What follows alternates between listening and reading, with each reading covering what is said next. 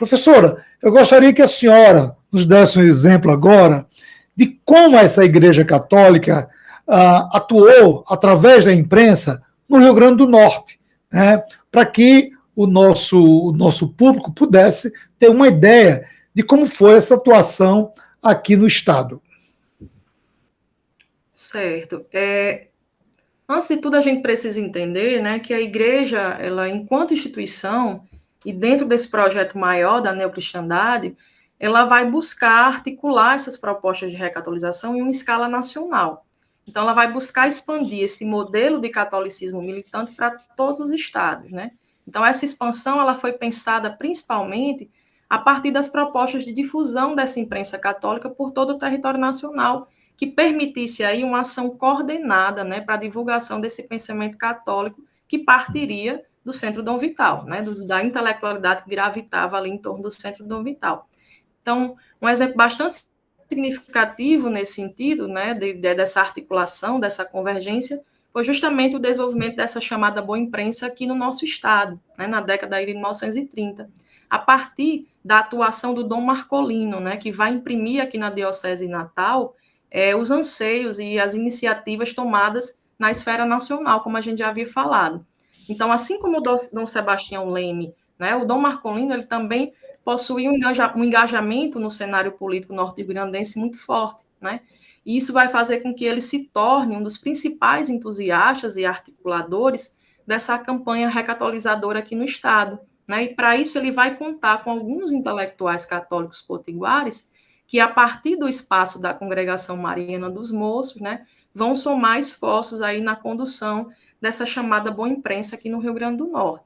Então, dessa aliança aí, né, do Dom Marcolino e dos intelectuais da Congregação Mariana dos Moços, nós temos o jornal católico Potiguar, a Ordem, né, que aí é homônimo da revista A Ordem, da revista Carioca, que é fundado aqui no Rio Grande do Norte em 14 de julho de 1935.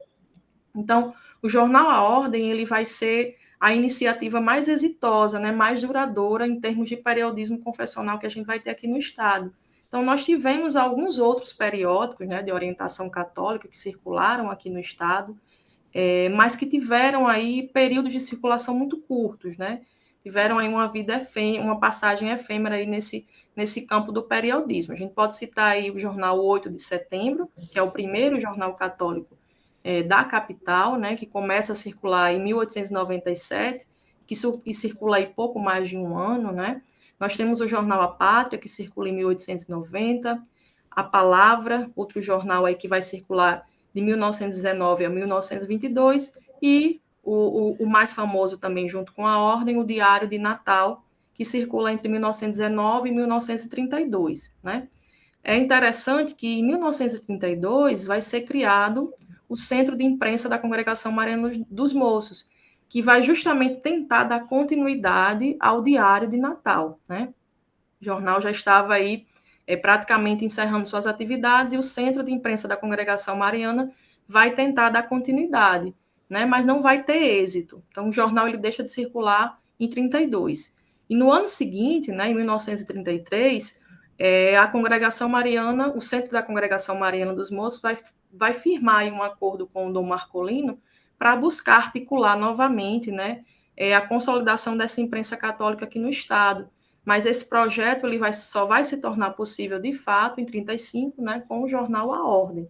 Então, o jornal A Ordem ele surge, né, como um esforço e também o amadurecimento dessas propostas em torno do Diário de Natal, né? E ele vai buscar aí o seu lugar como um representante da boa imprensa, né, promovendo aqui no Estado as diretrizes desse catolicismo romanizado, como é próprio também, né, das congregações marianas. Então, é interessante a gente perceber e pontuar que as congregações marianas, elas são criadas pelos jesuítas e elas se destacam justamente por essa militância católica, né, por serem fortemente marcadas por essas propostas do catolicismo romanizado, catolicismo disciplinado, né, dentro dos dogmas católicos, e que preza muito pela ideia de ordem, de hierarquia, de disciplina, de obediência, né? Tanto que o Dom Marcolino, ele sempre se refere às congregações marianas como exércitos disciplinados a serviço de Cristo, né? E isso se reflete, de fato, nesse caráter doutrinário, apologético que o jornal assume e na própria disposição do jornal em se moldar as diretrizes pensadas pela Igreja nacionalmente. Então, é muito claro, já desde as primeiras edições, o compromisso, né, contínuo que o jornal tinha de reprodução e de tradução dessas ideias divulgadas aí dentro da revista do Centro do Vital, a revista Ordem, né, a revista homônima. Então, era bastante comum que o jornal, inclusive, reproduzisse na íntegra, né, vários artigos publicados na revista Ordem, juntamente com a produção de intelectuais locais aqui, é o que usassem também esse conteúdo da revista Ordem para fazer análise, né, para trazer aqui para o cenário social e político local. Então, se fazia muito essa articulação, né, dessas ideias que circulavam ali a nível nacional, para também traçar paralelos e uma relação com a realidade aqui local. Então, é a partir desse compromisso, né, que já nos primeiros números, já nas primeiras edições, o jornal A Ordem ele vai se intitular como o mensageiro da boa doutrina e do bom combate, né? Então, já na apresentação do seu programa, que ele faz aí na primeira edição, ele já vai tentar deixar claro o que seria essa boa doutrina, né? Que aí seria justamente esse catolicismo romanizado, esse catolicismo integral, né? E o que seria esse bom combate, que seria justamente o combate aos chamados inimigos da fé. Então, leia-se aí principalmente nessa alcunha de inimigos da fé, o comunismo, né? Então, nós encontramos no jornal uma agenda anticomunista muito forte, né? Que é marcada, inclusive, pela inclinação do jornal para o integralismo, né? Então, o integralismo é pensado naquele momento como uma alternativa, né, que os conservadores tinham diante do avanço do comunismo. Então, é tanto que dentro do corpo editorial do jornal, nós temos aí o diretor Ulisses de Góes, o redator-chefe, o Otto Guerra, e o redator auxiliar, o Francisco Vera, que estão dentro das fileiras da Ação Integralista Brasileira aqui no Estado. Então, a Congregação Mariana dos Moços, né, e o jornal A Ordem vão ter um papel importantíssimo na condução desses projetos em torno da recatolização aqui no Estado, e vão ser as principais instâncias, né, para a produção e circulação do discurso anticomunista, também aí firmando esse compromisso de circulação das ideias integralistas, né, principalmente nos anos de 1930, que é a primeira fase de circulação do jornal. Então, essa primeira fase de circulação ela vai de 35 até 53. Nesse período, o jornal A Ordem ele circula como um diário, né, que de certa maneira, naquele momento, tem uma abrangência considerável. O jornal ele tem uma tiragem naquele período de 2.000 exemplares. Então, para aquela época, e também por ser um jornal confessional, esse número é considerado bastante significativo, né? Então, ele atinge, sim, um público bastante considerável aqui no Estado. Então, aí nós temos aí mais 3 fases, fora essa primeira, né? Na segunda fase, aí de 1960 até 1967, então você tem um certo vácuo também, né? E nessa segunda fase, o jornal ele passa a circular como semanário, né? Ele vai ser dirigido pelo jornalista português Manuel Chaparro, né? Que ele é convidado, o Chaparro ele é convidado pelo então bispo diocesano, que já era agora o Dom Eugênio Salles, para reformular o jornal, né? E aí pensar, principalmente naquele momento, as propostas sociais do movimento de Natal. Então, o jornal, naquele momento, vai ter como objetivo divulgar as propostas do movimento de Natal. E aí você tem novamente um outro vácuo aí, né? E aí nós temos em 1999 uma nova fase, a terceira fase, quando o jornal ele volta a circular no formato de um boletim informativo, né? Então que vai ser distribuído aí semanalmente nas paróquias. E aí mais recentemente, né, você tem em 2016, a Ordem ele passa ao formato de revista e aí ele vai ter uma circulação mensal, né? Se iniciando a quarta fase, que é justamente uma fase que se estende até os dias atuais, que ele circula aí no formato digital, né, eletrônico, e que a gente tem, né, ao longo dessa trajetória toda, diversas transformações, né, dentro do jornal. Mas para a gente frisar aqui bastante justamente esse contexto, que é o contexto que a gente se dedicou dentro da pesquisa, que é esse contexto dos anos 30, pensando justamente essa articulação que é muito forte, né, com as ideias que estão sendo divulgadas aí no plano nacional, na revista Ordem e no Centro Dom Vital. Então, o jornal A Ordem aqui no Estado, ele tem esse compromisso, né, e essa agenda de juntamente com esse esforço que é lançado aí no plano nacional, trazer essas diretrizes da boa imprensa aqui para o nosso estado, né? E vai ter aí várias agendas que a gente também vai ter a oportunidade de conversar mais um pouco hoje, né? E eu gostaria de pedir a você que está nos assistindo, né, se inscreva no canal, dê um like e compartilhe a nossa programação. E por falar em programação, o canal História Atual tem uma novidade. Setembro, mês da estreia de mais um programa do nosso canal. Dia 10, nós estaremos iniciando o Resenha do Cangaço. Serão obras, filmes, documentários que serão resenhados pela equipe do História Atual e apresentado para o público. Terá a oportunidade de conhecer as diversas obras sobre o cangaço e áreas afins, religiosidade popular, coronelismo e assuntos que agrada ao nosso público. Dia 10, estreia Resenha do Cangaço. Eu gostaria de saber da professora Micarla o papel da imprensa, professora, na construção do discurso anticomunista. Pois bem, a produção de um inimigo, né, a produção do inimigo é uma constante dentro desse discurso católico. Então, em diferentes momentos, né, da história da Igreja Católica, foram montadas trincheiras para combater ali diferentes inimigos, né? Então, vários foram chamados inimigos da fé. Você tem aí o judaísmo, liberalismo, positivismo, protestantismo, espiritismo, né? Então, o comunismo, ele é mais um inimigo a ser combatido, mas ele não é um inimigo qualquer, né? O comunismo, ao trazer aí, ao abordar questões que são sensíveis, né, ao ordenamento católico, como a revolução, luta de classes, o direito de propriedade, a emancipação da mulher, né, divórcio, ensino laico, pautas bem sensíveis para a igreja, né, ele vai ser encarado pela instituição católica como um verdadeiro desafio, né, à própria sobrevivência da religião católica. Por isso que a igreja ela fez questão de construir a imagem do comunismo como um inimigo irreconciliável, né, e sempre teve um olhar bastante intransigente em relação às proposições do comunismo.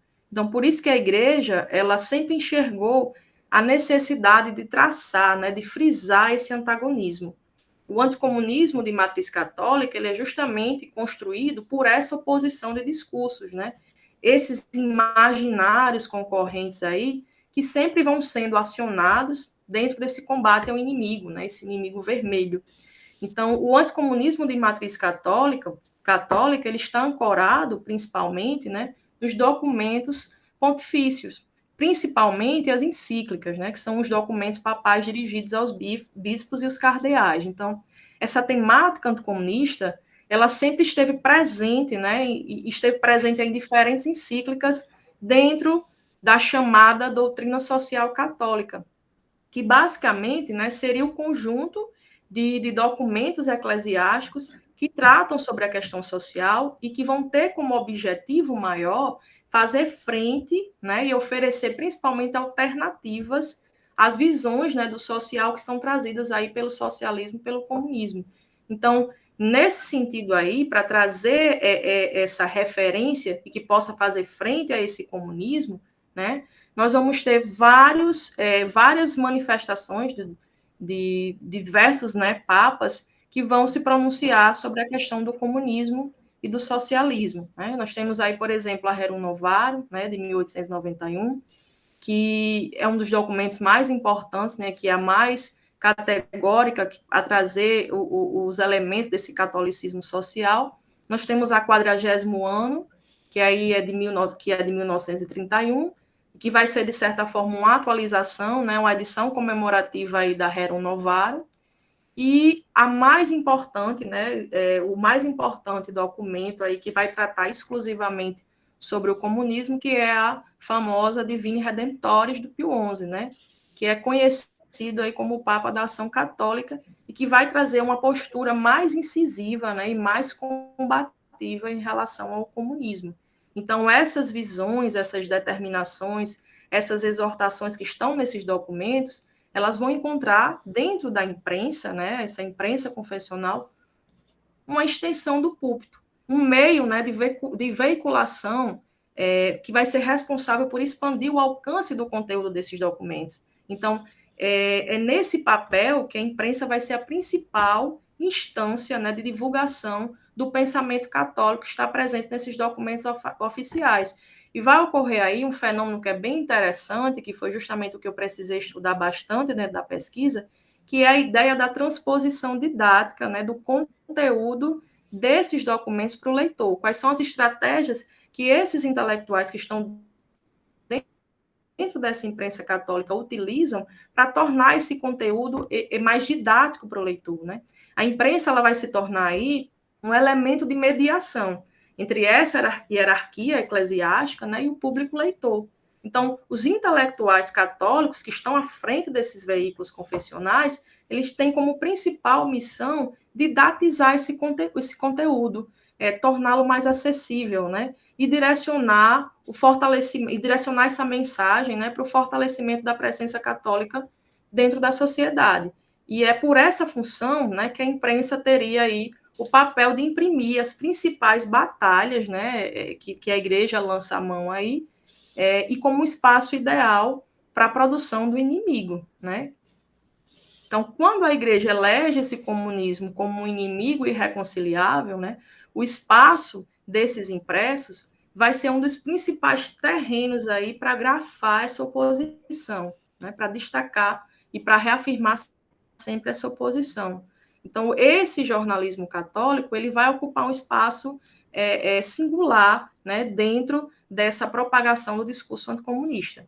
Então, a elaboração desse inimigo, né, e a mobilização de todas as forças para o seu combate vai exigir que esses intelectuais, né, componham aí um conjunto variado de representações sobre o comunismo. Então, é sempre essas representações, elas estão sempre sob uma moldura negativa, né? Uma moldura que pudesse convencer o leitor dos perigos que uma experiência comunista traria para o país. Então, nós encontramos nessa imprensa, né, principalmente aí nos anos 30, que é considerado um dos períodos de maior evidência desse discurso anticomunista, não só o discurso anticomunista de matriz católica, mas de um modo geral. Então, a gente encontra nesses jornais católicos diferentes estratégias e recursos didáticos para construir a imagem do inimigo, né? A imagem do inimigo vermelho, da ameaça vermelha do comunismo. Inicialmente, esses discursos eles estão muito voltados, né, esses discursos e essas representações estão muito voltados para a ameaça externa da União Soviética, né, o temor em torno da experiência revolucionária soviética. Então, nos anos de 1930, ainda são muito fortes as ressonâncias dessa experiência soviética, né, de 1917. Tanto que nós temos aqui no Brasil uma circulação muito grande de livros que discutiam a temática do modelo revolucionário soviético, né? Tem, inclusive, nesse período, nos anos 30, um aumento de publicações de livros, né, já em português, que discutiam, né, as características do regime soviético e que traziam aí, traziam aí um debate acalorado dessa intelectualidade em torno desse modelo soviético. Então, na imprensa católica, você tem aí cotidianamente um imaginário antissoviético muito forte, né? Nós temos uma seleção de notícias que pudessem trazer uma imagem depreciada, né, em relação ao regime. Então, porque naquele momento o objetivo maior dessa produção anticomunista era justamente desmistificar essa imagem da Rússia como a pátria do operariado, como um espaço, né, onde ocorreria o fim da exploração burguesa e condições de igualdade. Então, eu lembro, inclusive, no jornal A Ordem, uma reportagem, uma notícia, uma reportagem bem emblemática, que vai dar destaque justamente à fuga de operários da União Soviética para São Paulo. Então, a reportagem, ela reproduzia o depoimento de um dos operários, né, com uma carga, assim, bem dramática, ele descrevendo todas as condições, né, e toda a dificuldade que foi nesse trajeto de fuga da União Soviética para São Paulo. Então, era justamente uma forma de produzir a imagem dessa propaganda comunista como falsa, né? Como fruto de falsas promessas. E é uma tentativa de produzir a imagem de que não haveria, né? O jornal coloca bastante isso no fim, inclusive no fim dessa matéria, que não haveria uma ditadura do proletariado, mas uma ditadura sobre o proletariado.